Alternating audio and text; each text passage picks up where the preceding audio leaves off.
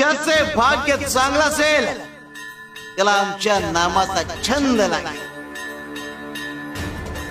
आणि त्याच्या मुखात सतत नाम जप असेल. आमच्या नामाची गोडी निर्माण होईल. ध्यानी मनी स्वप्नी ही नाम संजीवनी वदनी असेल. त्याला निरंतर सुखाची प्राप्ती होईल. तसं मधाचं सेवन करण्यासाठी भ्रमर कमळ फुलात गुंतून पडतो आणि अत्यंत आनंदाने आणि आदराने मधाचा आस्वाद घेतो. आमच्या भक्ताचे मन आमच्या नामाचे ध्यान लागून उच्च पातळीवर स्थिर होते. मन नामात एकाग्र होईल. त्याची चंचलता नाहीशी होईल आणि त्याचे उन्मन होईल. अरे नामस्मरण हेच प्रपंच व परमार्थ साधनाचे साधन आहे. शिवाय शंकर.